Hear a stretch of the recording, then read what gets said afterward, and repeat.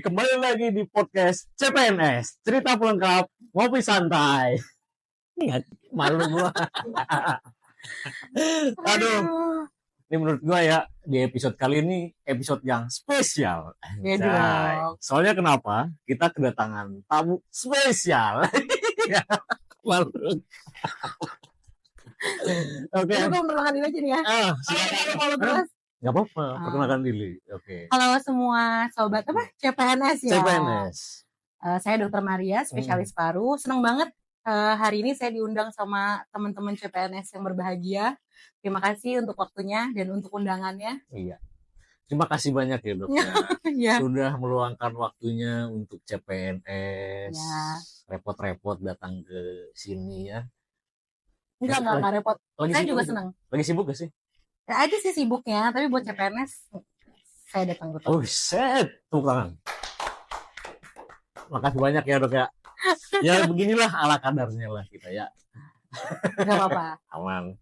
Nah kalau dokter boleh ceritain sedikit dong apa soal pendidikan dokter sampai jadi dokter spesialis paru. Oke. Jadi ya pasti semuanya mulai dari dokter umum ya kan. Itu di mana dok? Saya dokter umum di Solo. Hai orang-orang Solo. Kemarin baru bahas Solo kan? Iya sih. Nonton ya? Banget. Iya nonton. Aku suka nonton ini. Iya. Solo di mana? Di Universitas 11 Maret. Halo Universitas 11 Maret. Alamat aku dari S1 sekitar 5,5 tahun. Kemudian sempat kerja dulu tuh gue. Sorry bisa pakai gue ya. Nggak apa-apa. 2 tahun. Setelah itu lanjut lagi sekolah. Ngambil pulmonologi dan kedokteran aspirasi juga di Solo lagi. Wah. Coba dihitung-hitung tuh gue di Solo udah hampir sekitar 10 tahun lebih.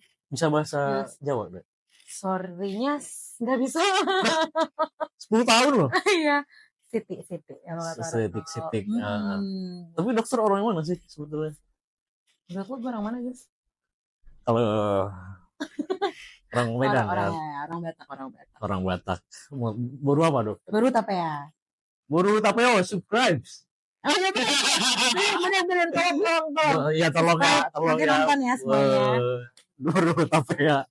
Sama apa tadi? Alumni UNS. Okay. Kenapa nggak ngambil di Medan?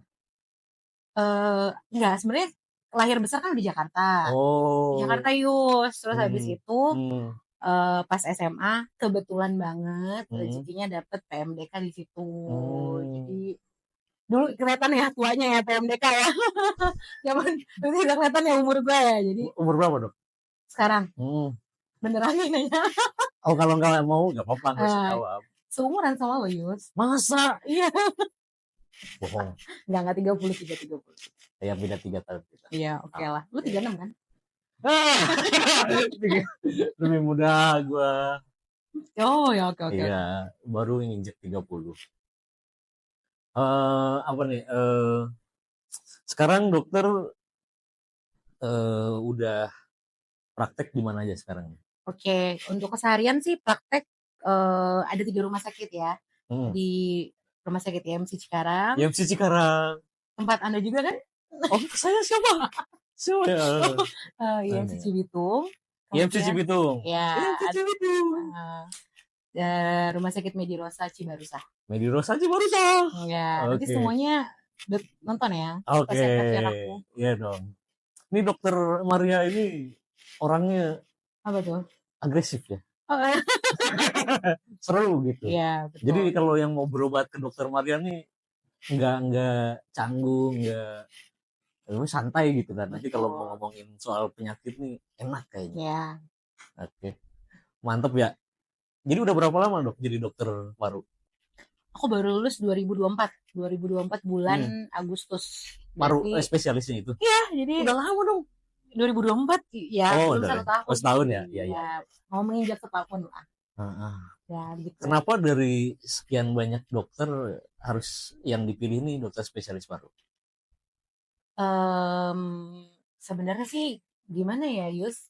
Karena waktu itu kebetulan banget selain aku juga suka ya sebenarnya ya suka sama ilmunya, tapi ya kebetulan pas itu lagi zaman COVID.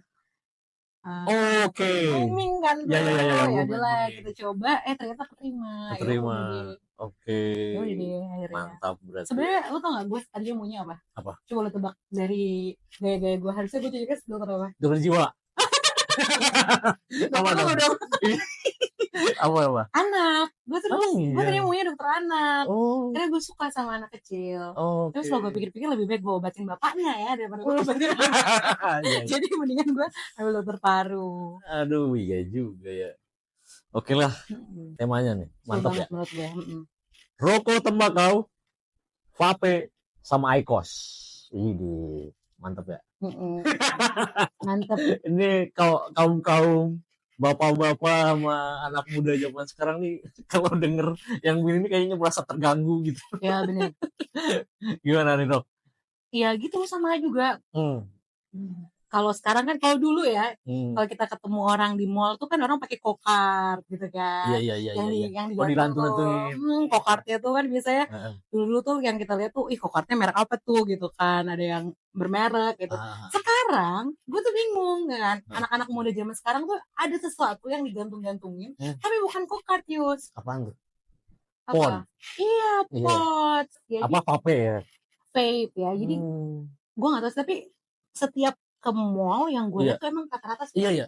Terus gini dok, nggak cuman kaum Adam. Iya benar. Justru kaum Hawa. Somehow itu tuh jadi sebuah identitas anak muda zaman sekarang. Iya benar. Menurut aku ya, kayak ya walaupun gue bukan anak muda zaman sekarang ya. Iya. Maksudnya kelihatannya kayak kalau nggak pakai kok kayaknya lo nggak keren gitu ya. Tidak menandakan lo, sorry bukannya ini, tidak menandakan lo seorang Gen Z. Iya benar. Ini bener banget deh. Pokoknya dimanapun kalau gue jalan mall kayak gitu, itu banyak yang ngegantungin kayak gitu. Jadi gimana ya? Kalau zaman gue ini, enggak tidak jauh sama zaman lu kayaknya. Oh iya, enggak beda jauh. Kan masih zaman ngerokok. Oke. Dan memang kalau kita kan kalau ngerokok kan ya memang rata-rata ya cowok doang. Kalau sekarang tuh bener-bener kayak cewek cowok ini kayak udah vape ini kayak udah jadi hal yang biasa dan emang kayak udah jadi gaya hidup ya. Betul, karena mungkin kenapa dulu kan rokok konvensional memang ada juga sih cewek yang merokok konvensional ya. Ada. Kenapa dia lebih tidak disenangi saat itu? Karena pertama bau kan. Bau banget sih kalau rokok. Bau. Nempel ya. Ya nempel ya kan. Terus abis itu adalah dia pahit ya katanya. Gue belum pernah nyoba sih sebenarnya. Pahit nggak sih? Aftertaste. Katanya aftertaste-nya tuh ada di mulut tuh pahit rasanya. Gue nggak tahu lo yang ngerokok gimana? Awalan memang iya pahit. Ya katanya segitu. Tapi ya kan? Biasanya ya untuk yang ngerokok ini hidupnya lebih pahit daripada apa yang ngisep. Jadi rasanya manis. Kayaknya itu dari hati lo ya.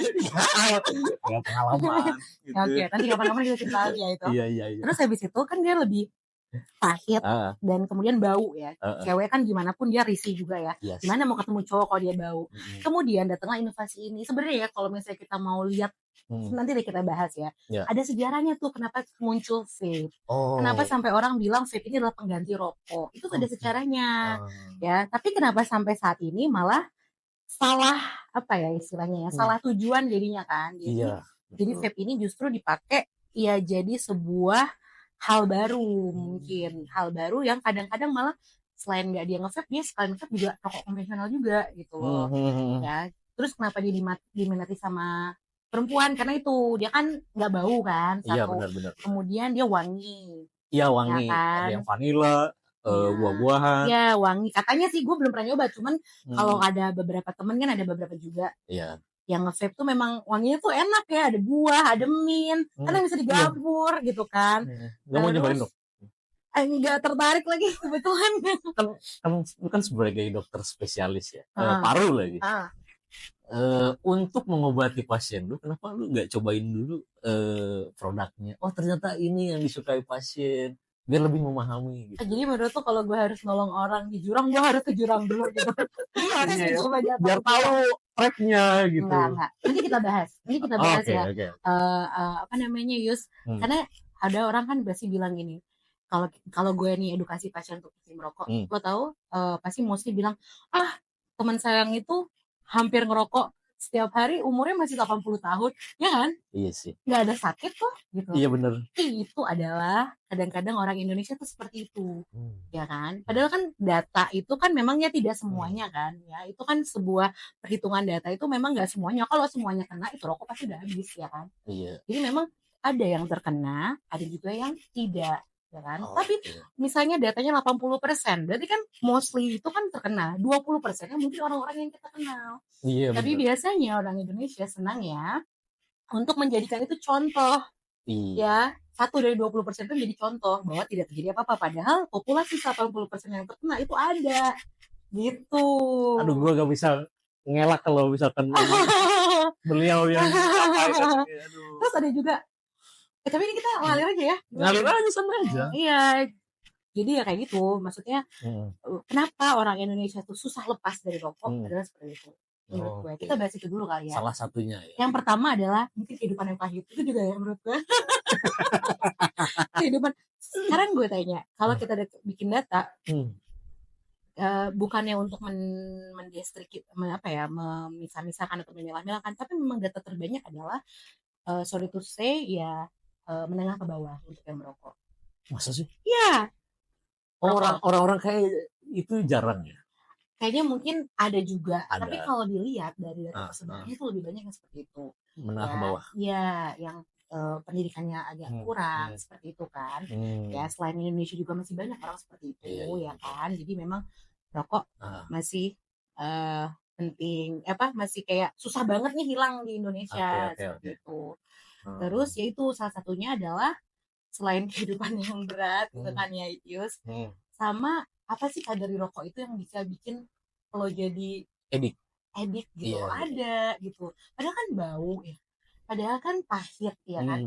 Itu tuh apa sih yang bikin itu? Mungkin dari lo dulu deh, kalau yang perokok tuh apa sih yang bikin lo keep going, keep teman dengan itu juga? Iya sih, awalnya memang dok coba-coba terus kesannya enak. enggak apa ya, ya pertama mungkin karena gaya sih. Dulu di zaman gua gaya-gayaan memang.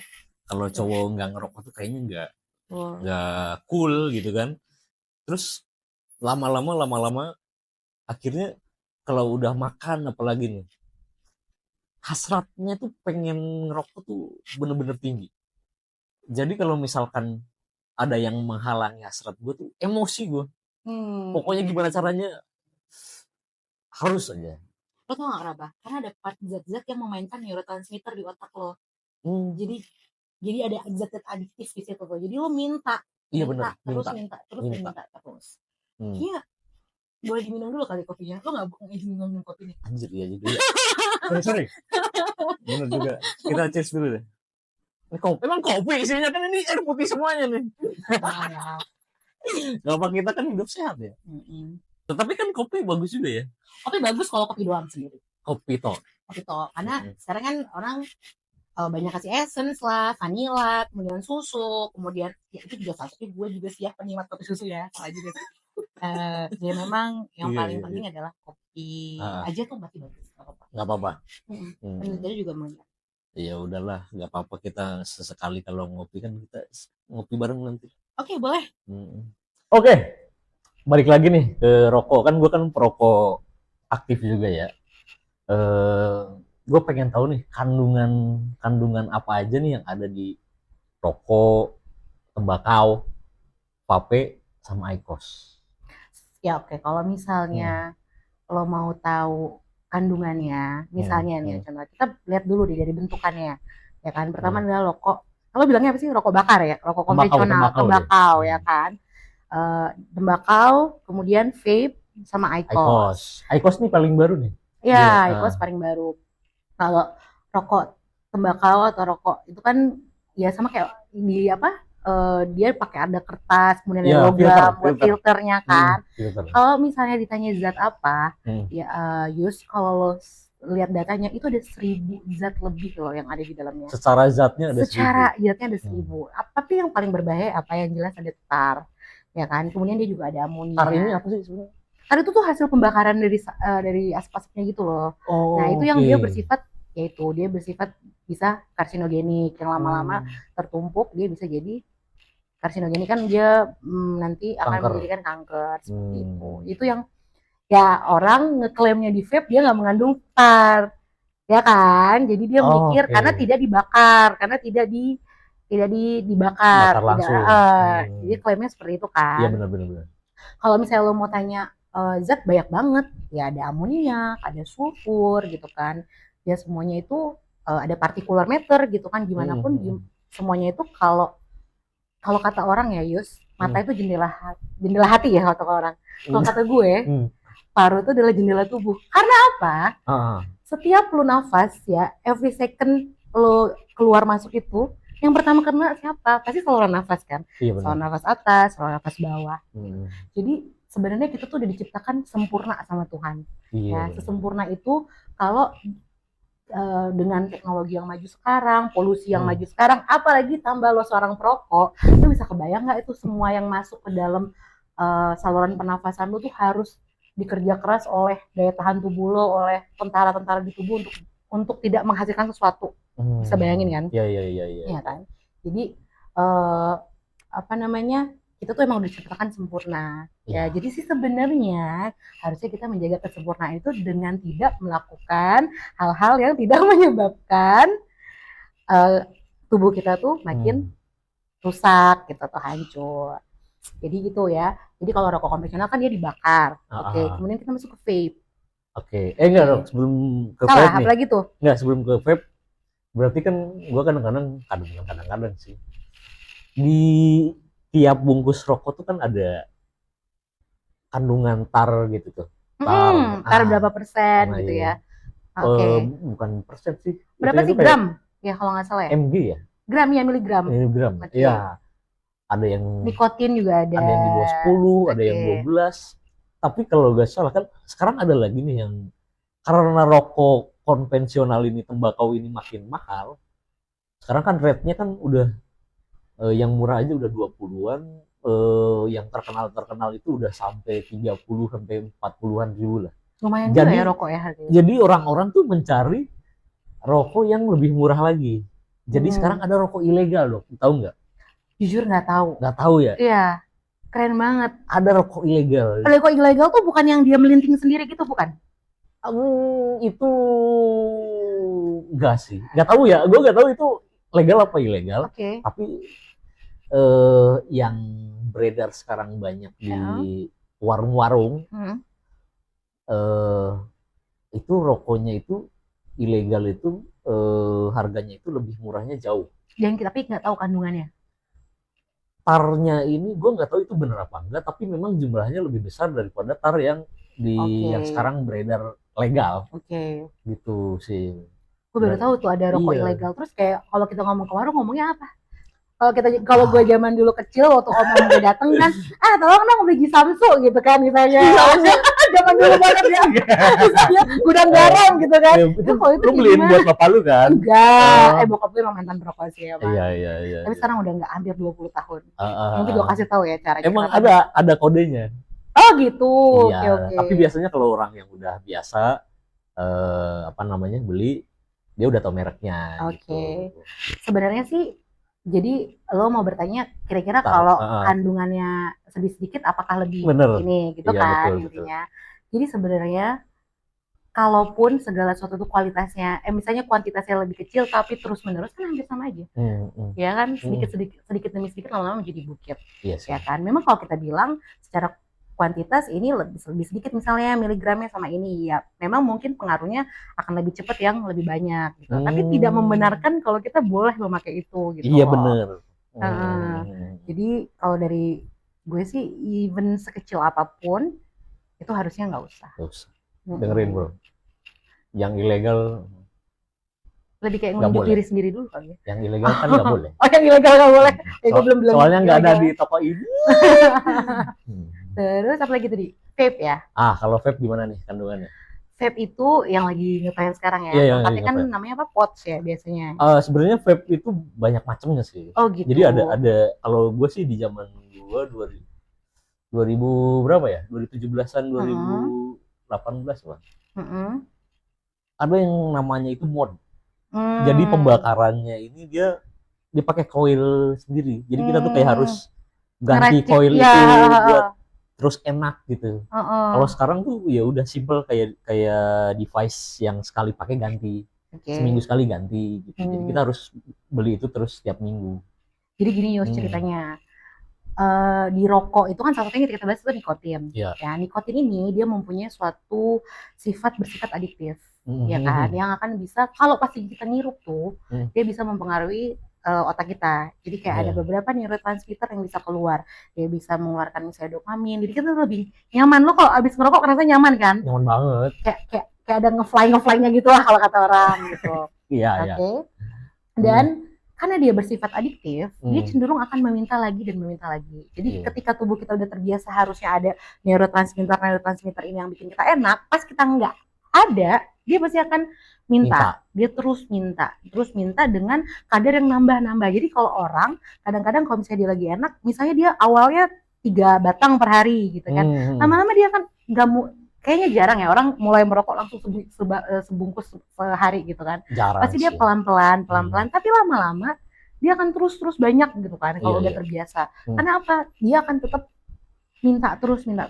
Nah, salah satu tekniknya sebenarnya dari salah satu CDC itu dia akhirnya memikirkan gimana ya caranya supaya kita itu, ini sebenarnya untuk orang-orang yang sudah perokok ya, berat. Gimana ya caranya kita mengurangi adiksi ini? Itu salah satunya dengan cara mereka membuat ada istilahnya itu adalah electric nicotine delivery system. Salah satunya bentuknya adalah vape ini. Jadi diganti sebagai di sebuah cairan yang ada nikotinnya tapi bisa diatur kadar nikotinnya. Ya, jadi awalnya misalnya nikotinnya kadar segini ya. Jadi kan nggak langsung lepas banget ya. Misalnya lo yang biasanya dua bungkus sehari gitu kan, itu mungkin bisa dihitung nikotinnya berapa. Nah, itu kalau dengan elektronik nicotine delivery system, jadi makanya mereka menciptakan itu supaya bisa diatur kadarnya yang lama-lama harapannya jadi makin turun. Makanya orang bilang ada persepsi lagi mengatakan bahwa ini lebih aman daripada rokok konvensional. Ya, niatnya sebenarnya bagus ya kan, bagaimana caranya supaya orang-orang yang sudah teradiksi banget sama rokok ini bisa lama-lama berkurang. Jadi itu sebenarnya salah satu usaha untuk berhenti merokok. Vape itu diciptakan. Salah satunya adalah untuk kita bisa mengontrol nikotinnya. Lama-lama makin turun, lama-lama cuma cairan wangi doang gitu loh. Ya karena kalau kita stop langsung, memang ada withdrawal syndrome-nya, pasti ada tuh. Kayak orang kecanduan, kita stop kan dia pasti ada efek-efeknya kan. Emosi lah dia, gelisah lah dia, ya kan, semuanya. Jadi memang itu tuh tadinya adalah suatu alat yang digunakan untuk orang-orang yang sudah adiksi banget gitu. Jadi dia tetap nggak langsung kita cut dia tidak merokok, tapi kita atur kadarnya dengan melalui cairan tersebut. Cuman nggak tahu kenapa sekarang tuh jadinya orang beranggapan karena ini dirasanya sebagai pengganti rokok, ini adalah lebih aman, gitu kan? Itu bahayanya. Ya, jadi orang tuh melihat bahwa ini adalah pengganti rokok, gitu. Ini diciptakan supaya buat kita berhenti merokok loh, kayak gitu ya. Atau ini diciptakan lebih aman loh dari rokok. Gitu. Iya. Sampai akhirnya kayaknya saat ini sih udah malah persepsinya ganti ya. Memang dia tidak ada zat-zat yang lebih berbahaya, maksudnya yang lebih banyak dari rokok konvensional ya, yang dibakar yang 1000 zat itu memang dia lebih sedikit zatnya. Oke. Kemudian tapi dia tetap menghasilkan nikotin. Ya, nikotinnya itu memang kadarnya juga lebih rendah karena kan memang dia mau mengurangi kadarnya lebih rendah, cuman tetap aja efek adiksinya. Jadi sebenarnya tujuan utama tadinya diciptakan itu adalah untuk orang-orang yang sudah teradiksi oleh rokok. Tapi sekarang awalnya kan sekarang trennya orang-orang justru memulainya anak-anak muda gitu, justru memulai langsung yaudahlah biar lebih aman gue nge-vape aja. Seperti itu. Ya nggak sih? Iya. Padahal sebenarnya vape itu walaupun diciptakan itu tidak boleh untuk orang yang nggak pernah ngerokok sama sekali. Jadi memang intinya tuh dia diciptakan untuk membantu orang-orang untuk mengurangi adiksi dari rokok. Tapi sekarang justru orang tuh malah yang sebelumnya nggak pernah ngerokok, ya nggak bisa bilang dengan bangganya ya, tapi dengan merasa gaulnya gitu ya, menggunakan vape dengan term ini nggak lebih buruk daripada rokok. Padahal sebenarnya dari CDC juga menyarankan ini tuh tidak digunakan untuk orang yang tidak pernah merokok, nggak boleh, memang untuk orang merokok. Jadi seperti itu. Jadi ya memang menarik ya segala sesuatu, apalagi kan gue juga kan kalau ada yang wangi, ada yang manis tuh menarik banget kan. Jadi tertarik, apalagi wanginya bisa ganti-ganti kan. Orang Indonesia tuh seneng kan kayak gitu-gitu kan. Jadi ya mengapa sekarang gue juga sebagai dokter paru sering nih edukasi kayak gini, karena banyak banget pertanyaan beranggapan bahwa vape ini aman, ya kan? Dan yang bikin gue kesel ya kadang-kadang coba, bahkan di kafe-kafe indoor itu memperbolehkan vape di dalamnya. Ya emang iya. Ada loh. Iya emang ada banyak. Padahal vape itu di 9 negara terakhir yang gue lihat ya, itu dilarang. Singapura nggak boleh loh nge-vape. Dimanapun. Ada 9 negara ada yang benar. Indonesia masih bisa. Ya maksudnya dimanapun nggak boleh bawa, nggak boleh. Di luar ruangan pun nggak boleh. Ada Singapura, kemudian pokoknya ada 9 negara yang memang sudah tidak memperbolehkan orang keluar masuk ke negara itu bawa vape. Vape sama rokok nggak boleh. Jadi kita lagi bahas vape. Oh vape doang. Vape. Vape aja. Jadi kalau dibilang vape itu aman, harusnya kan nggak ada restriksi dari negara-negara ya. Tapi ya seperti itu. Sama sekarang IQOS. Apa nanti dulu? Gue ada pertanyaan sedikit, mundur sedikit ke ini dok, ke orang yang tiba-tiba berhenti ngerokok deh. Gue punya pengalaman dari paman gue ya. Dia memang perokok berat, parah lah, beratnya parah banget. Kemudian dia suatu hari nggak punya pekerjaan lah, jadi dia susah buat beli rokok aja susah. Nah tiba-tiba kan jadi berhenti dong dia ngerokok karena emang benar-benar nggak punya uang. Sampai di hari itu ketika dia nggak bisa ngerokok, badannya demam dong, bibirnya pecah-pecah. Iya, itu ada namanya withdrawal. Mulutnya bau. Iya. Itu mungkin masih efek kecilnya. Ada lagi nanti yang efek besarnya. Aduh, bisa ngamuk, bisa ngelisek, keringet dingin. Udah kayak narkoba ya? Yes. Ya kan adiktif, sama kayak narkoba itu kan juga menyebabkan adiktif pada tubuh. Gitu. Ya, kan emang di mana-mana tuh semua orang mencari kenyamanan ya. Yang orang kan kalau bilang kan yang penting nyaman gitu kan. Iya, benar. Ya kan. Jadi nggak cuma dalam hubungan tuh nyaman, Yus. Dalam kehidupan perokokan juga itu penting kayaknya. Karena apa yang orang cari adalah rasa nyaman kan. Iya, benar.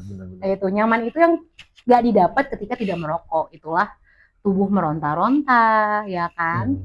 Yang tadinya gimana sih kok yang biasanya ada tiba-tiba kayak nggak ada gitu kan. Iya sih. Itu ada, kalau kita mau bahas lagi banyak, withdrawal syndrome-nya itu juga banyak. Ada yang dari kecil, ada yang efeknya kecil, ada yang sampai berat gitu kan. Itulah makanya ya memang sih di Indonesia ada sih udah beberapa klinik berhenti merokok. Ya, udah ada tuh. Ini memang di luar negeri udah banyak gitu. Jadi mudah-mudahan sih nanti semakin ke sini kita udah punya ya klinik berhenti merokok. Jadi, bayar gak sih? Rata-rata sih masih di rumah sakit pemerintah ya, yang setahu aku gitu ya, yang masih lebih aware kayak gitu.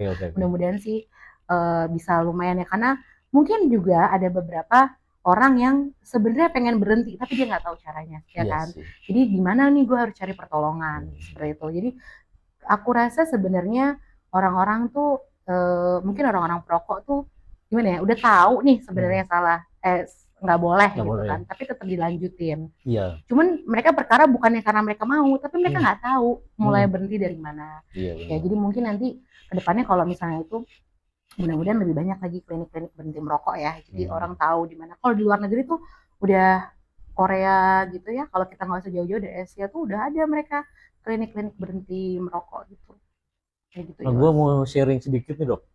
Gue pengalaman lu pribadi banyak juga ya sama rokok ya? Iya banyak dong. Gue ngerokok dari kuliah. Benar, dari kuliah, nggak dari SMA? Enggak, SMA gue bersih. Nah, kuliah itu gue ngerokok. Terus kerja 1 tahunan, gue mencoba untuk berhenti. Tapi ya itu bener tadi dari sejarah yang tadi ke vape. Jadi memang tujuan gue pakai vape waktu itu memang buat berhenti. Tapi yang terjadi adalah sebulan 2 bulan gue memang merasa si rokok ini bisa tergantikan oleh vape. Dan sering nggak motong ya, cuman mau menambahkan. Dan kata orang beberapa, lebih enak ya ternyata, entah kenapa di badan lebih ringan, nafas tuh lebih plong gitu kan. Rasanya seperti itu kan, kayak lebih berbeda lah sama rokok yang orang-orang bilang. Lupa. Gue intinya lebih kayak, kayaknya lebih menarik nih, maksudnya kayak lebih diterima lah sama tubuh gitu kan. Oke.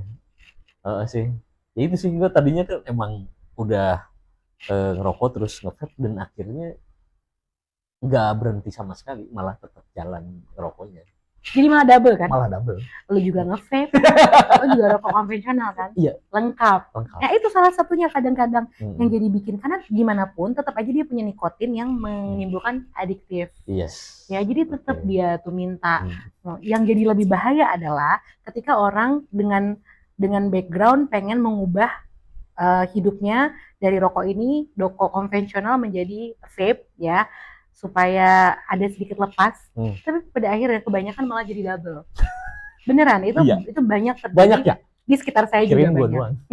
Enggak, itu banyak jadi. Makanya sebenarnya nggak bosen-bosen sih kalau gue ya. Kalau gue disuruh ajak ngobrol kayak gini, nyantai, maksudnya gue juga nggak bosen-bosen untuk mengingatkan.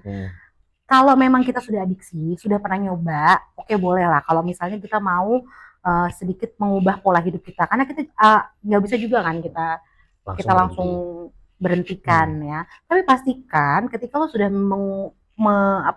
pindah device tersebut, lo jangan balik lagi ke device yang lama. Gitu. Dan kalau bisa device ini pun itu tidak dijadikan sebagai benar-benar pengganti, harusnya tuh berhenti, ya kan? Iya sih. Bukan pengganti tapi berhenti, ya. Kemudian, yang terakhir soal IQOS. Gue tuh bingung ya, sebenarnya IQOS dulu apa vape dulu sih sebenarnya? Kayaknya sama deh ya. Setahu gue sih IQOS itu varian terakhir deh. Gitu. Yang setahu gue ya. Dari awal soalnya nggak ada tuh IQOS tuh. Gitu ya. Pas zaman gue nge-vape tuh. Tapi ya siapa tahu kalau itu salah ya tolong diklarifikasi lah ya. Soalnya emang setahu gue emang IQOS ini keluarnya belakangan.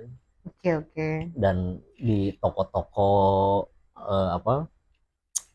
IDM, ALM, almarhum.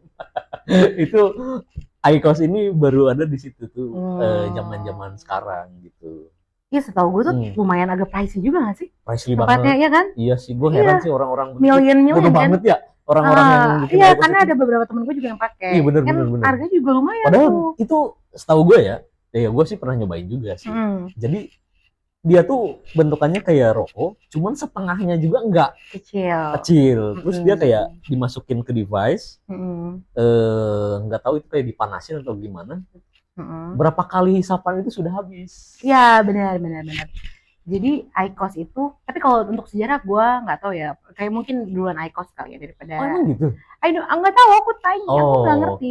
Cuma nanya, karena memang beberapa teman gue ada yang udah pakai IQOS juga sih, tapi ada juga yang udah pakai vape. Tapi nggak tahu kalau duluan yang mana ya. Mungkin vape dulu kali ya, baru IQOS ya. Mungkin.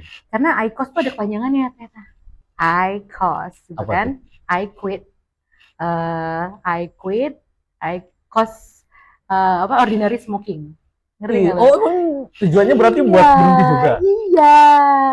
Jadi itu sebenarnya intinya adalah gimana ya, itu adalah makanya dia bikin suatu device. Sebenarnya yang bikin bermasalah pada rokok konvensional adalah ya memang rokok itu apapun jenisnya bermasalah, tapi apa yang bikin dia lebih banyak masalahnya karena yaitu dia dipanaskan itu kan.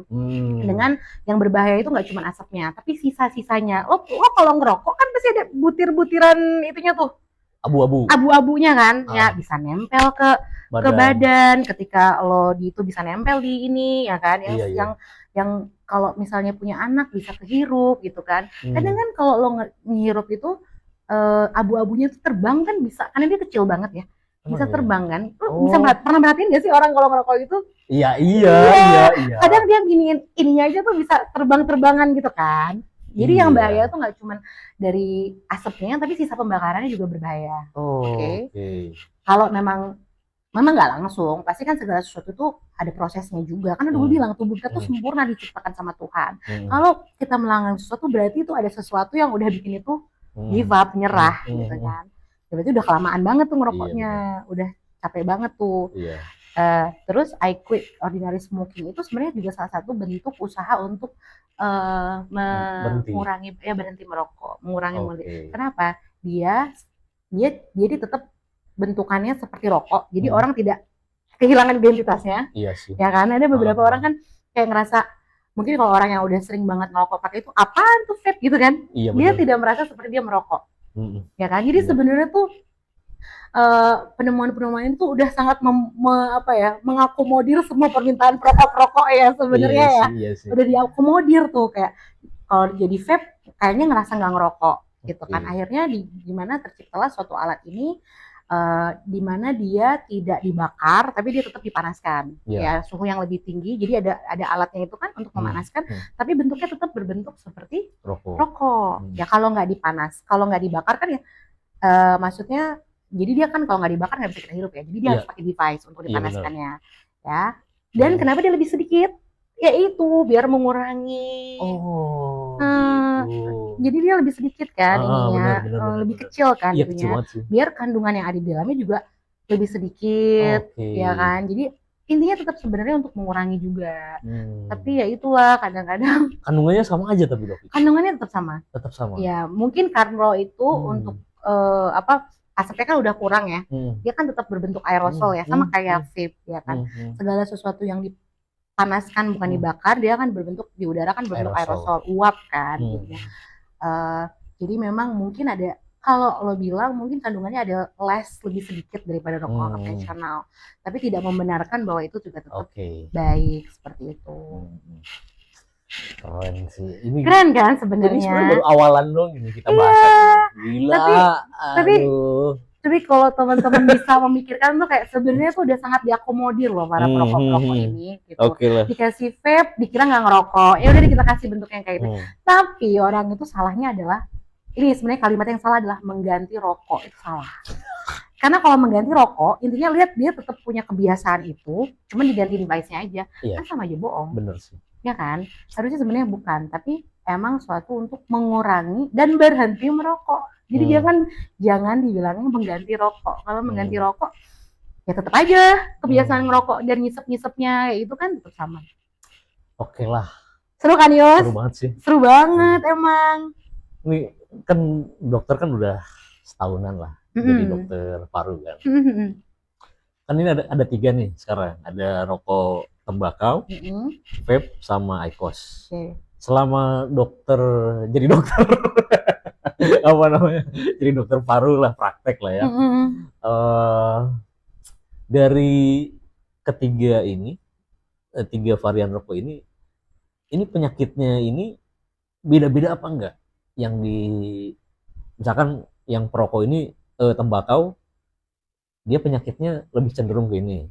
Yang nge-vape lebih cenderung ke penyakit yang ini. Atau sama aja? Sebenarnya kalau kita mau bagi ya secara itu kan ada yang efek jangka pendek, ada yang efek jangka panjang, ya kan. Kalau efek jangka pendek untuk segala sesuatu yang menghasilkan polusi udara seperti aerosol, uap, ya kan, partikel-partikel yang bisa masuk, ya pasti dia akan mempengaruhi tubuh. Jangka pendeknya contohnya apa dok? Bisa gampang terkena bronkitis, ya kan, kalau dari paru ya. Bronkitis ini apa?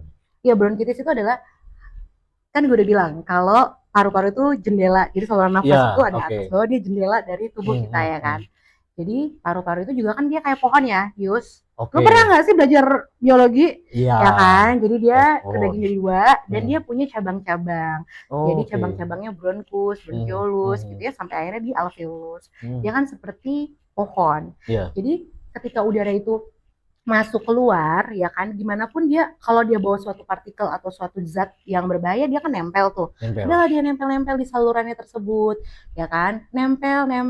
Sebenarnya tubuh tuh punya pertahanan. Sekali lagi, gue tuh kalau ngomong sama orang, gue tuh nggak pernah lupa bilang kalau kita tuh makhluk sempurna yang diciptakan Tuhan. Ya kan, jadi jangan pernah menyia-nyiakan itu gitu ya.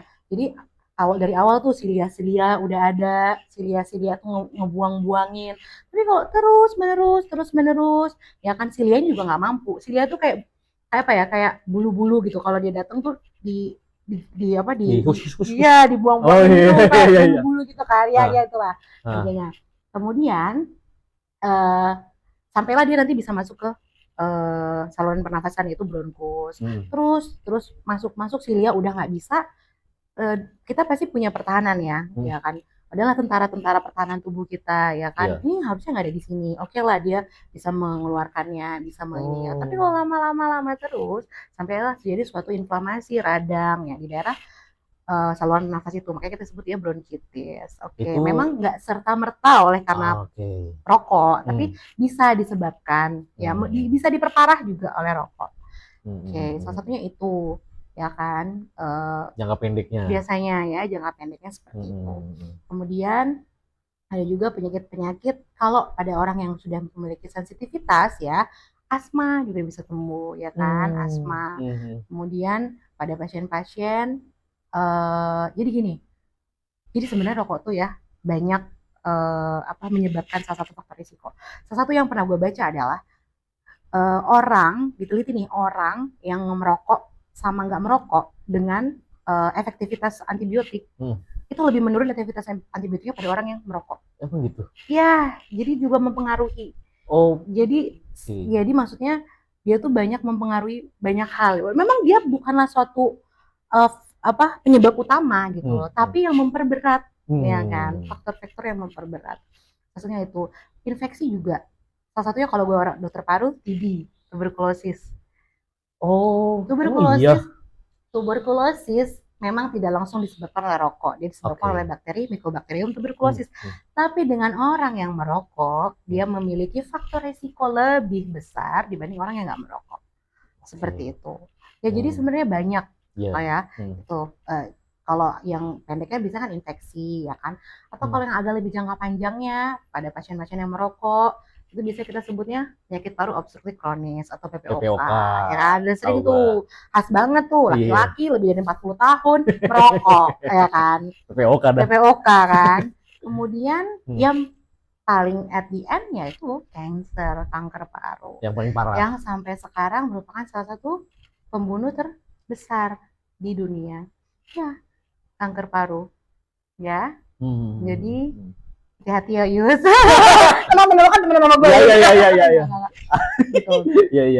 Terus ada lagi satu Yus ya yang terkenal. Lu pernah dengar nggak kalau ada namanya popcorn lung disease? Pernah dengar nggak Yus? Pernah sih. Pernah kan? Itu disebabkan apa? Biasanya dengan penggunaan biasanya disangkut pautkan dengan penggunaan vape.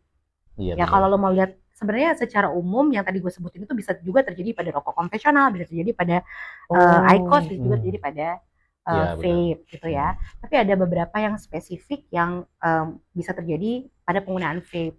Itu salah satunya itu khas adalah popcorn lung disease atau bronchiolitis baru berarti ya? Obliterans. Enggak baru sebenarnya. Ini udah sering dibahas juga. Atau EVALI, e-cigarette or vape acute lung injury itu juga bisa, associated lung injury juga bisa ya kan. Jadi kenapa dulu pada kan vape itu kan dia ada essence-nya ya, wangi-wangiannya ya. Diacetyl kalau nggak salah tuh diacetyl nama bahannya.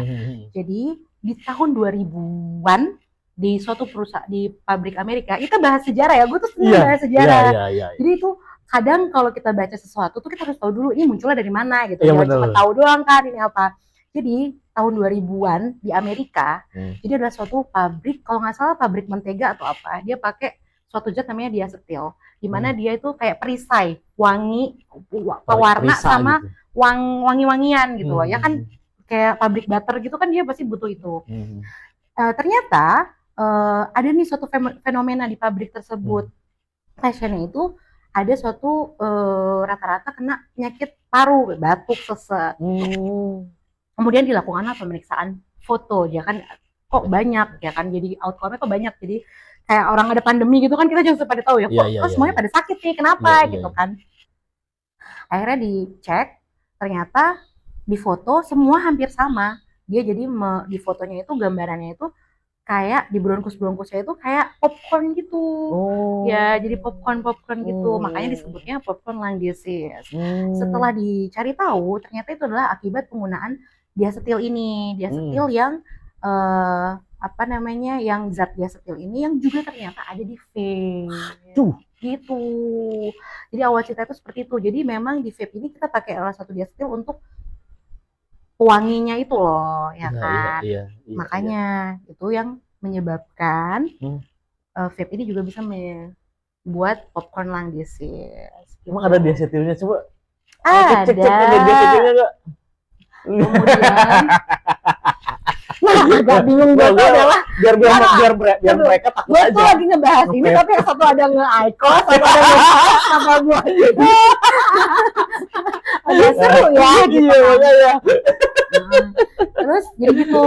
Jadi salah satu soal juga Evali ya kan, akibat penggunaan vape. Ada juga loh kadang-kadang bukan kadang ya, ada beberapa pasien juga kena, ini pasti dokter Irawan juga sering pneumotoraks, itu bisa juga akibat dengan vape gitu. Iya, jadi ke parunya tuh kolaps, itu bisa juga diakibatkan oleh vape.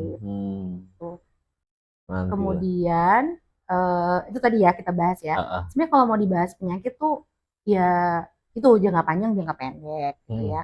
Memang ada beberapa yang mengklaim kalau zat karsinogenik itu kan adanya di tar. Kalau vape sama IQOS emang nggak ada? Vape ini kan nggak ada tarnya. Ya kan nggak ada pembakarannya di situ, ada itunya. Betul. Kemudian apakah dia tidak menyebabkan suatu karsinogenik gitu kan? Akhirnya pertanyaannya seperti itu. Nggak apa-apa dia nge-vape, orang nggak bikin kanker gitu kan juga bisa ya orang bilang. Tapi enggak. Jadi segala sesuatu zat yang masuk ke dalam tubuh kita jika terus-menerus dengan kualitas yang banyak, kuantitas yang banyak dan kualitas yang terus-menerus itu tetap akan walaupun tetap akan mempunyai risiko untuk mengubah suatu pertumbuhan sel yang abnormal ya, cancer itu. Jadi itu juga masih bisa mempengaruhi. Jadi intinya nggak ada yang aman semuanya lah ya. Iya. Ya, gue tiga nih untuk rokok konvensional, untuk vape, untuk IQOS juga nih, ini 3 kali. Berarti kalau yang bronkitis gitu kan semua ada beresiko ke situ, bronkitis, PPOK, apalagi kanker gitu kan. Ya itu resiko ya. Memang nggak bisa kita bilang ini karena rokok. Tapi yang khas itu yang popcorn lung disease ini itu biasanya oleh vape karena dia ada diacetil yang jadi ini yang khas dari vape. Khas dia biasanya. Dokter pernah nemu nggak case-nya? Saat ini sih masih belum. Tapi memang banyak kan di luar negeri. Tapi di Indonesia udah ada belum ya? Kayaknya mungkin udah ada, tapi secara aku pribadi, gue sebenarnya berharap nggak nemu juga ya. Masa gue bilang, semoga gue berharap gue nemu di luar, kan nggak mungkin. Jangan lah. Jangan. Semoga sih nggak, tapi itu pembelajaran yang perlu kita tahu. Jadi itu tuh nggak cuma nama-nama popcorn biar lucu-lucuan aja, ya itu memang berdasarkan dulu pernah ada fenomena tersebut dan ternyata pada pasien-pasien non vape itu juga ternyata ditemukan karena ada zat yang sama yang digunakan. Seperti itu. Jadi memang awalnya popcorn lung disease itu bukan karena vape-nya, dia udah ditemukan duluan nih popcorn lung disease-nya kan. Iya, benar. Baru muncul vape. Tapi ternyata ada bahan yang digunakan sama ya juga dia bisa menyebabkan itu. Jadi keren ya. sih. Tapi kadangnya Yus ya. Jadi gue kan dokter paru kan. Pasti semua pasien yang datang ke gue, sekarang gue nggak ada membedakan. Dulu mungkin masih gue lihat ya kalau cewek datang gitu, kadang nggak gue tanya riwayat merokok, tapi sekarang itu pasti gue tanya karena kita nggak pernah tahu Yus, ternyata juga ada beberapa yang gue pikir tidak, ternyata iya gitu kan, merokok aktif. Jadi mending tanya aja lah ya. Bukannya mendiskriminasi gimana, enggak. Jadi sekarang itu udah hal yang lumrah, tidak melihat sebuah jenis kelamin lagi. Jadi tetap semuanya tetap gue tanya merokok enggak gitu. Iya benar. Terus ada lucu juga Yus, ini kalau pasien kan lucu-lucu ya. Jadi kadang pasien tuh suka bilang kalau dokter paru hanya bisa menyalahkan rokok, katanya kayak gitu. Rokok mulu dok disalahin gitu kan. Gue pernah loh dibilang pasien kayak gitu. Cuma gara-gara rokok pak gitu kan. Misalnya dia, kan ini gara-gara bakteri kenapa rokok yang disalahin gitu kan. Ya karena sebenarnya kalau misalnya kita lihat, ya memang rokok itu menjadi faktor risiko banyak hal. Resistensi antibiotik juga berpengaruhi oleh rokok ya. Kemudian juga daya tahan tubuh juga mempengaruhi oleh rokok. Jadi semuanya gitu. Ini bukannya dokter paru pengen menyalahkan rokok, semuanya enggak gitu. Ya memang kondisinya seperti itu. Apalagi orangnya merokok ya gitu. Nah, gue sih pengen bahas soal mitos atau fakta soal rokok atau vape ini. Ada dulu, bukan dulu sih. Jadi kalau kita udah ngerokok tembakau, asapnya itu kan nempel. betul nggak setelah kita mandi pun apa namanya kandungan yang nempel di badan kita ini nggak hilang Setelah kita mandi pun setelah kita mandi pun? enggak. Jadi gini, kalau misalnya lo ngerokok, Ya, ya, kemudian kan nempel tuh di baju. iya baju di badan kan Oke. karena itu Enggak, polusi. makanya yang paling penting itu adalah ketika misalnya lo ngerokok di luar, Hmm, dan lo masuk ke dalam ruangan, itu kalau bisa bajunya dilepas. Karena oke. gimana pun kita jalan nih, kalau dia nempel-nempel, ya kan, kita kan melawan angin, itu tetap aja ada yang ter Apa terhembuskan? terhembuskan gitu kan, Ah, partikel-partikel yang bisa tahan di udara iya ini kita iya nggak iya. bisa lihat Hmm, gitu kan, hmm, itu hmm, hmm. masih memungkinkan gitu. Hmm, Tapi kalau lo sudah sebelum masuk ruangan lo sudah ganti baju, lebih baik lagi kalau misalnya itu dekat kamar mandi lo sudah mandi ya, hmm. menurut gua aman, nggak ada masalah Oke. ya. Terus satu lagi, Hmm. kadang kalau udah lo balik, ya mungkin itu juga karena istri lo suka ngomel-ngomel ya. Jadi ngapa-ngapain, belum ganti baju, belum apa, lo langsung tiduran, Iya ya kan? iya Lo iya langsung iya. ke Iya kasur. sih. Padahal lo ternyata habis ngirup rokok banyak. Ya, Oh. itu juga apalagi eh, sofanya tuh sofa ini kalau ini masih bisa digampang dibersihkan ya. Atau lagi yang ini berbulu, lo tau gak Iya iya iya. yang sofa-sofa yang agak-agak Iya yang bulu-bulu. yang agak-agak susah gitu loh. Iya Jadi sih. dia kayak lebih bisa nempel Nempel. sesuatu gitu kalau ada kan ada tuh yang bahan-bahannya seperti itu ya. Hmm. Nah, itu tuh kan agak susah tuh kalau dia nempel lo ngebersihinnya juga susah Berarti nggak nempel misalnya. di kulit ya? Nempel di kulit juga bisa, Nempel. tapi kan lo mandi. Jadi lo tidak meyakinkan Oh. kalau mandi lo nggak bersih. Iya. Agak gitu Berarti kan juga. mandi lo nggak bersih. Enggak. Ya. Jadi Enggak. kalau misalnya enggak lah, gue rasa Eh, itu pasti udah cukup. hilang cukup lah. Orang zaman Hmm. COVID aja kita juga mandi udah selesai cukup ya, nggak ada Iya. lagi treatment yang khas. Begitu juga dengan rokok gitu. Jadi Iya. ketika lo masuk ke ruangan, kemudian lo memang langsung mengganti baju lo dan lo mandi dengan bersih gitu kan, Iya. mandi dengan sabun ya. Ya Iya. kalau Iya. cuma Iya. Di siram air air. juga ya bisa. Hmm. Gue rasa itulah Aman. salah satu langkah yang aman karena Oke. bisa dipastikan ya kita meminimalisir walaupun sebenarnya gimana pun kan kita nggak pernah tahu juga ya, Hmm. tapi ya itu setidaknya membantu kita untuk nggak diomelin istri. Enggak, soalnya kan ada dulu bilangnya kan kita kalau misalkan udah ngerokok dari tempat kerja gitu, misalkan kan banyak nih zat-zat dari asap rokok itu. Pulang-pulang kita langsung angkat anak gitu. Karena Ya, katanya ya banyak kasus anak ini kena eh bronkopneumonia, kena aduh, itu karena bapaknya. iya, Itu bener banget, bener banget. Yus. Iya, makanya kalau Ah, bisa, lo belum punya anak ya, semoga segera ya nanti ya. Ini kalau misalnya udah amin. punya Iya, gitu ya, emang lagi lucu-lucunya tuh kalau lo pulang mungkin pas lagi kecil gitu, karena saya iya. pengen langsung ngendong nggak. Tapi Eh, kalau bisa, apalagi kalau sebenarnya nggak harus orang yang ngerokok. Kalau kita dari luar pun, apalagi naik motor, kita kan juga nggak tahu nih yang nempel di badan kita apa. hmm. Janganlah kalau bisa, kalau apalagi anak kecil gitu ya, jangan langsung kita peluk atau apa gitu ya. Pokoknya ganti baju Ya dulu, ini gak cuma buat rokok, mandi dulu, ganti mandi baju, dulu, ganti baru baju, pegang anak. ya gitu. Jadi memang kita pastikan bahwa kita aman dan kita udah bersih gitu. Jadi sebenarnya itu kalau itu nggak cuma hanya perokok Hmm. gitu. Lo naik motor pulang itu juga Iya juga nempel-nempel sih. kan. Even lo pakai jaket juga Iya. pasti ada kan masih yang Hmm, ini hmm, gitu. hmm. Ke kulit juga kan lo Iya, bilang iya. kalaupun itu gitu kan. Even lo pakai masker itu kan pasti ada yang ketutupan gitu ya. Pas lagi dicium-cium anaknya nggak kan itu kan Iya juga sih. bahaya. Jadi kalau bisa disabarin dulu ketemunya pas udah pastiin aman baru. Emang kadang-kadang kayak gitu, apalagi kalau bapak-bapak lagi capek disambut anak di pintu kan Iya. kayaknya bahagia Iya banget ya bener. kata orang-orang Iya ya kayak sih. gitu. Jadi ditahan dulu deh demi kebaikan anaknya. Tapi kasus ini berlaku nggak di vape dan IQOS? Berlaku Kak, jadi gini, memang kalau dari rokok konvensional itu kan dia menghasilkan asap ya. Hmm. Asap kan lebih dia lebih berat Hmm. jenisnya lebih besar Uap dibanding sih, uap. uap. Enggak, uap tuh Oh, beda. asap. Ini tuh Iya. asap Oh iya ya iya kan. iya iya. Uap itu dia lebih partikel lebih kecil. Jadi Mhm. lo tau kalau lo ngemasak air, Iya, masak air ada air, mendidih, ada berbobot ada uapnya. uapnya, ya Hmm. kan kayak gitu. Dia tidak sepekat asap, Iya benar. tidak sepekat. Berat jenisnya juga lebih berat dari asap gitu. Hmm. Jadi memang karena dia itu tidak dibakar dan dipanaskan, uap aerosolnya itu lebih kecil. Maksudnya bentuknya itu kan lebih kecil ya, Hmm. berat jenisnya lebih kecil, dia berbentuknya uap. Jadi kadang makanya kalau kita ketemu orang juga kan nggak bau tuh, nggak ketahuan tuh Iya kalau sih. orang habis nge-vape kan. Iya sih. Tapi bukan berarti juga bersih, ya kan. Oke. Kita tetap aja kalau udah dari luar, pokoknya apalagi berhubungan sama anak ya, kalau ini teman kita, sama istri juga sebenarnya harusnya gitu ya.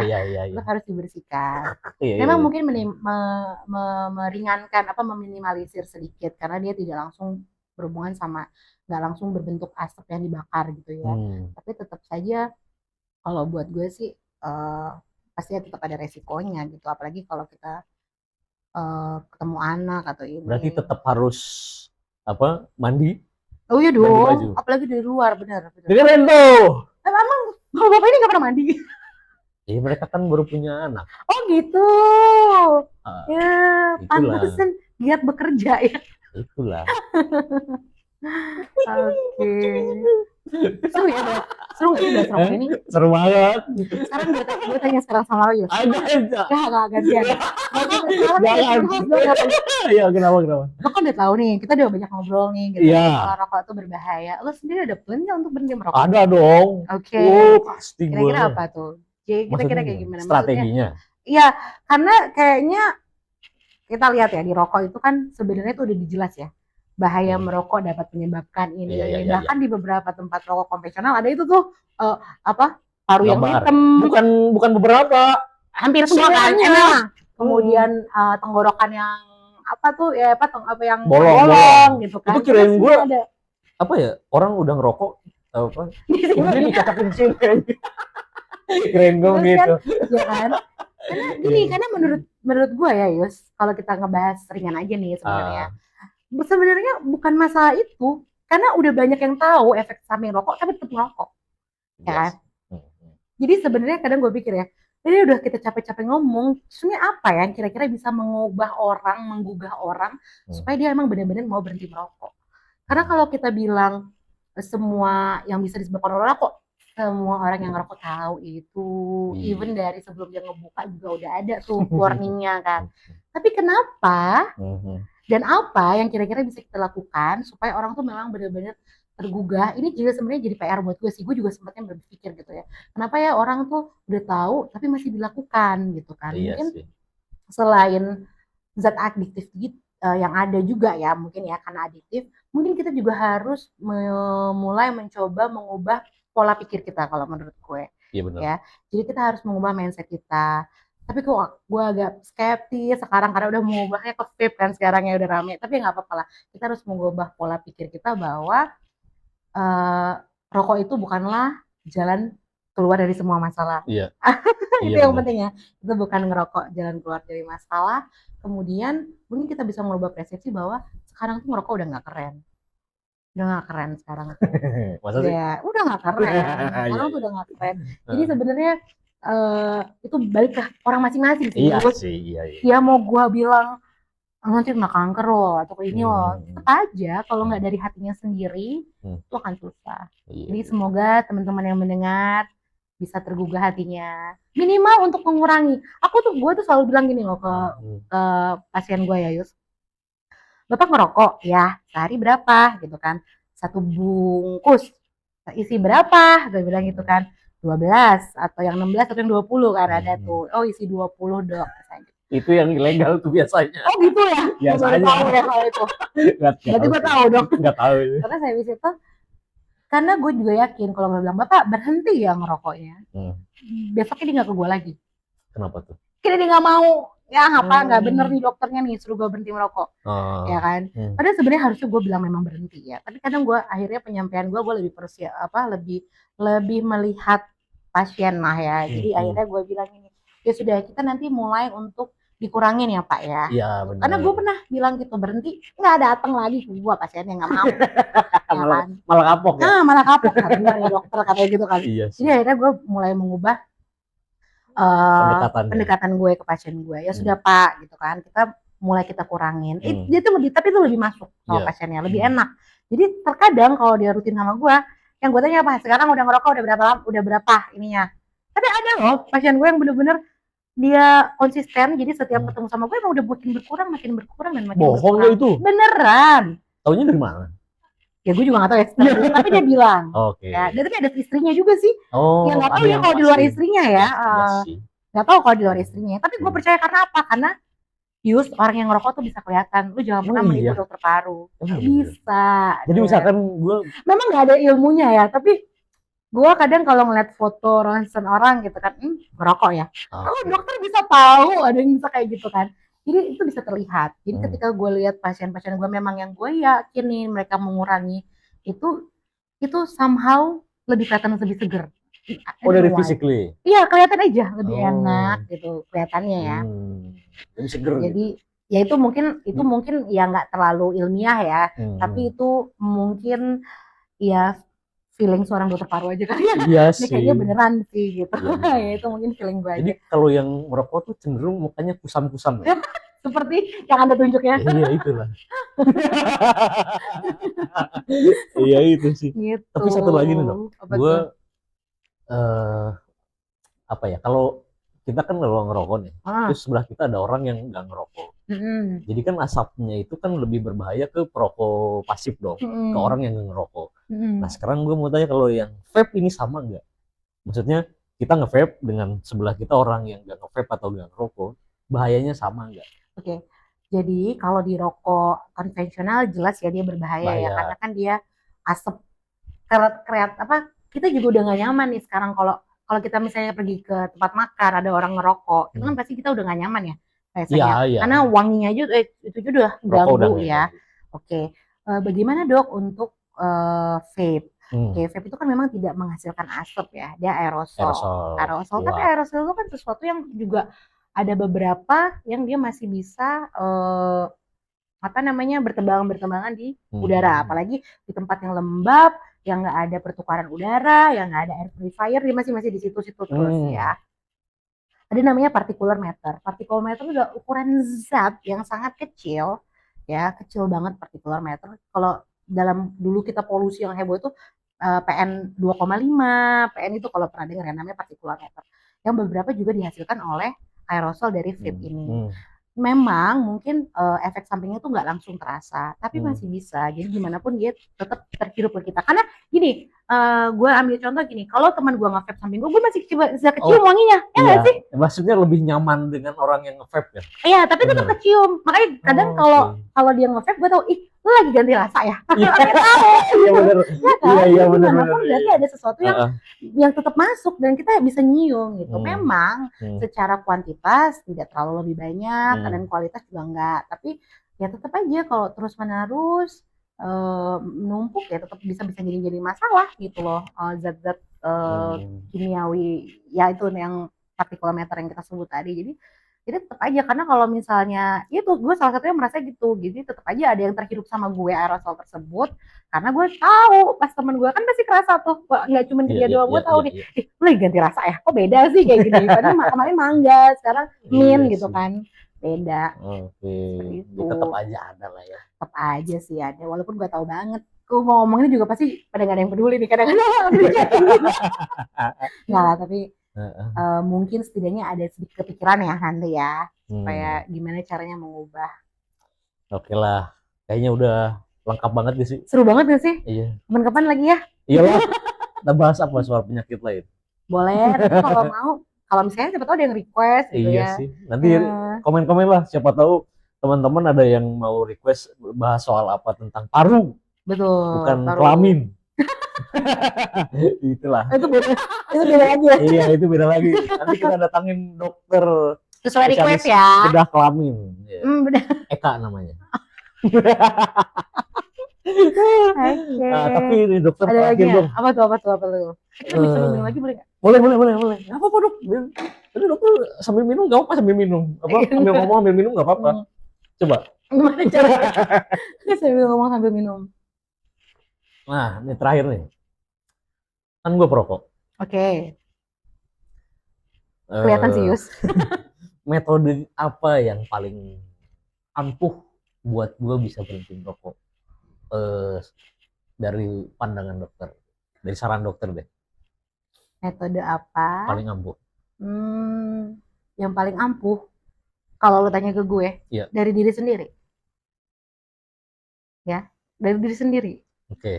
Jadi kalau misalnya kita mau lebih dalam lagi ya, membahas tentang berhenti merokok, itu tuh ada 5 aspek pertama ya. Ada Pertama kita bertanya pada pasien itu, apa sih yang menyebabkan lo berhenti merokok? Apa yang merokok? Jadi intinya kita memang pendekatannya lebih lebih individual, lebih Yes. lebih masing-masing orang kan beda ya ceritanya, Iya, backgroundnya beda. Ya memang itulah memang tujuannya waktu itu kalau klinik berhenti merokok. Terus nanti kita lihat udah ketergantungannya seperti sejauh apa, mana. bagaimana, dan nggak langsung segala sesuatu itu kita ganti dengan nikotin terapi atau nikotin replacement terapi gitu, enggak. Karena memang dia tidak perlu harus pakai itu dan bisa dengan cara apa namanya, biasanya kita mengurangi ya kan, kemudian sampai stop, nggak harus pakai nikotin replacement terapi soalnya agak mahal harganya. Dia bisa ada berupa yang gam, ada juga yang bisa dihirup juga tuh. Gam itu maksudnya permen karet. Mengganti rokok. Ya, jadi mengalihkannya seperti itu. Itu kalau kita lebih detailnya sebenarnya banyak banget berhenti merokok itu. Cuman karena kita kan masih belum terlalu ini ya di sini ya. Jadi gue juga masih sebatas yang gue tahu baca gitu. Tapi kalau tanya sama gue, gimana ya dok cara untuk berhenti merokok? Kalau dari gue adalah dari diri sendiri dulu. Ya memang lo udah menemukan suatu alasan kenapa lo harus berhenti merokok. Bini juga sih. Itu iya, gila lo ternyata laki-laki keren juga ya. Oh iya dong. Gila. Berarti yang itu gak keren ya udah. Gitu. Itulah. Terus itu semua harus dari diri sendiri sih. Kalau gue pikir kalau nggak dari diri sendiri, mau juga diganti nikotin replacement terapi juga kalau misalnya masih, pasti rata-rata akan balik lagi. Nggak, mungkin bisa berhenti di waktu yang tapi kan pasti akan timbul lagi, bisa balik lagi kan. Iya benar. Gitu. Jadi itu kemudian kalau sebenarnya itu balik ke diri sendiri karena gini Yus, balik lagi adalah yang tahu ya, orang kan backgroundnya beda-beda ya gitu. Jadi kira-kira lo kebutuhannya apa ya. Kalau memang nanti ada sih beberapa klinik berhenti merokok boleh, kalau nggak salah di rumah sakit permintaan. Nanti kalau misalnya itu bisa coba gue cari ya, memang ada beberapa tapi memang belum semua tempat gitu. Jadi nanti tergantung kebutuhan lo. Ada orang yang dia mengalihkan aktivitasnya dengan mencari aktivitas lain. Iya sih, ada juga kan buat olahraga juga, ya digantiin olahraga malah jadi bagus kan, sehat lah ya. Ada, tapi sebenarnya untuk mengubah itu menjadi vape untuk orang yang memang sudah adiksi, gue masih setuju. Gue masih setuju, nggak apa-apa. Jadi dari dia rokok yang ini dia mau coba untuk vape, mau berhenti dengan mengalihkan dulu ke vape, oke, gue masih nggak masalah. Tapi memang benar-benar terus berhenti sampai discontinue gitu loh. Jangan malah keterusan, malah kadang digabung sama rokok konvensional. Itu gue nggak setuju. Ya. Nah, kalau memang untuk para perokok adiksi yang sudah berat gitu, mau coba ganti ke vape, tapi memang dengan niatan mau berhenti merokok ya, bukan mengganti rokoknya. Itu gue masih toleransi, masih oke gitu. Kemudian ya itu sih paling dapat dari diri sendiri. Ada orang juga kan kadang pakai selain gam yang itu, kadang orang katanya ini ya ngunyah permen karet. Iya. Karena kalau kata orang ya nih ya Yus, yang paling susah itu adalah ketika setelah makan nggak sih? Iya benar. Iya benar banget.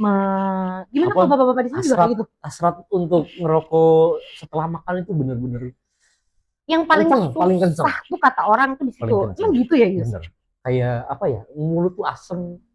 Terus pengen. Padahal kan dikasih rokok makin tambah pahit kan? Bukan, malah kayak enak aja gitu. Apalagi ada kopinya. Jadi kalau udah makan, mulut asem, ada rokok, ada kopi, enak banget. Iya, makanya yang surga kecil kita lah itu. Oh gitu.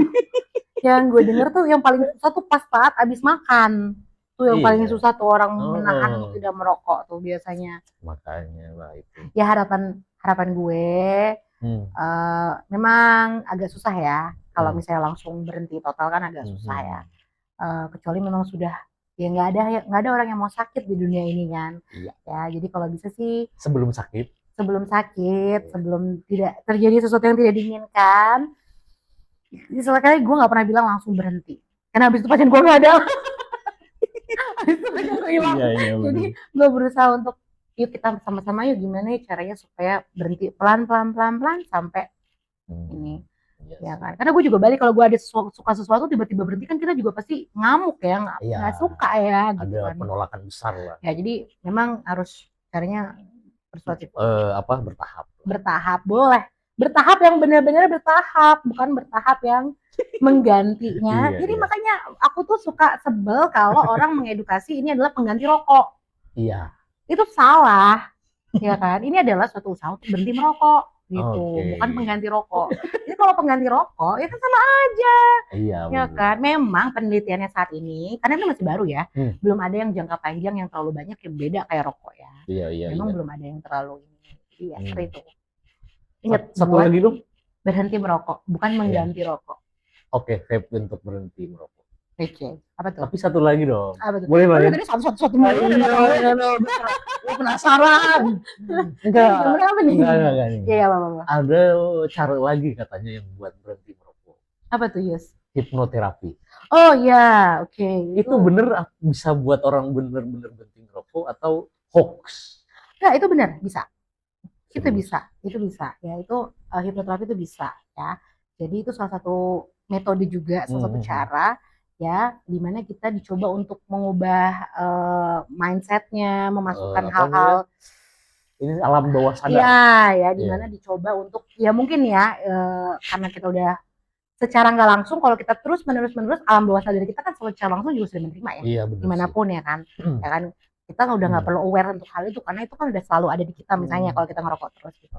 Jadi mencoba untuk seperti itu sebenarnya ada ilmiahnya juga loh hipnoterapi. Jadi nggak cuman itu. Jadi ya kalau lo mau detail bahas mungkin nanti bisa diajak ke dokter psikiater.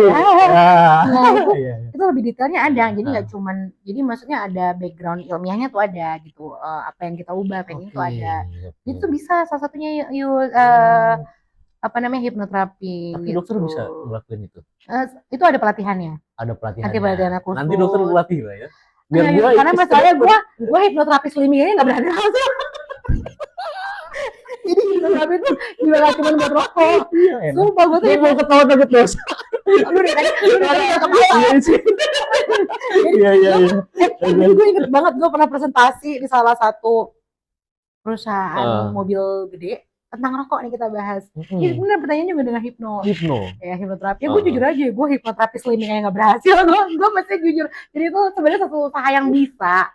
Tapi mungkin terkadang ya keberhasilan juga kan gak 100% sukses ya. Kalau 100% sukses semua orang kita hipnoterapi gitu. Mungkin ada juga yang jadi juga mungkin gue yang bebel juga ya. Memang ada temen gue yang bener-bener bisa aja kan. Gila itu dia. Kalau gue dia ngerokoknya 2 kali lipat lebih parah dari gue. Dan katanya dia pergi kemana untuk hipnoterapi bener-bener berhenti, enggak sama sekali dok. Oke, bagus. Jadi dia kalau kita kan biasanya kan ada gerombolan gue awal-awal kerja di suatu tempat tuh, kalau ini gue liatin nih gerombolan tukang kopi pasti ada keluar di jam istirahat pasti ada itu. Nah ini dia pasti ada di situ.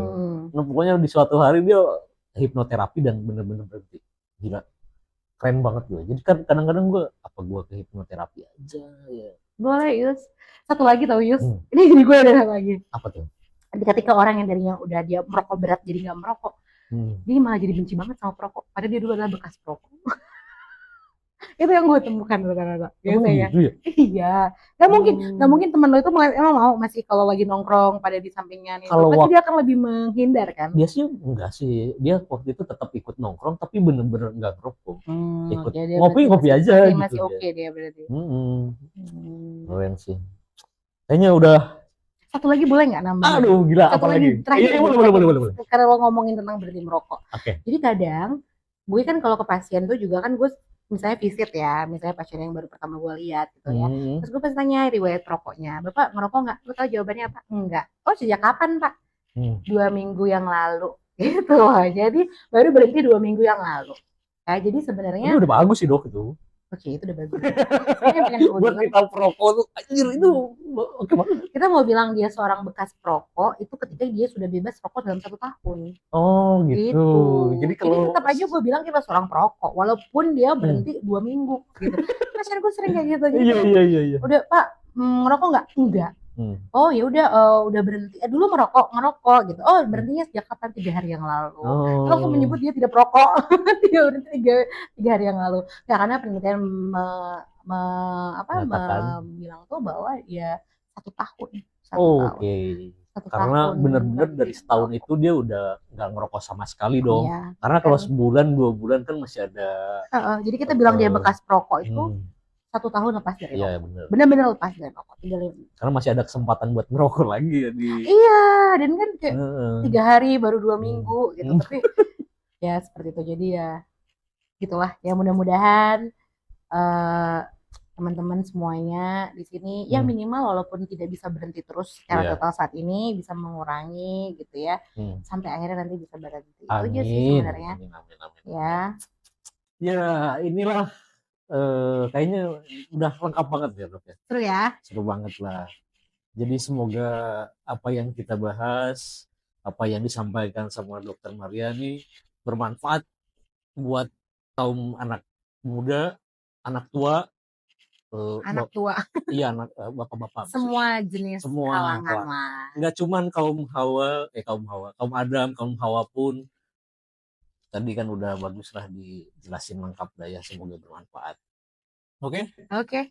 Jangan lupa komen, like, kemudian subscribe. Ini.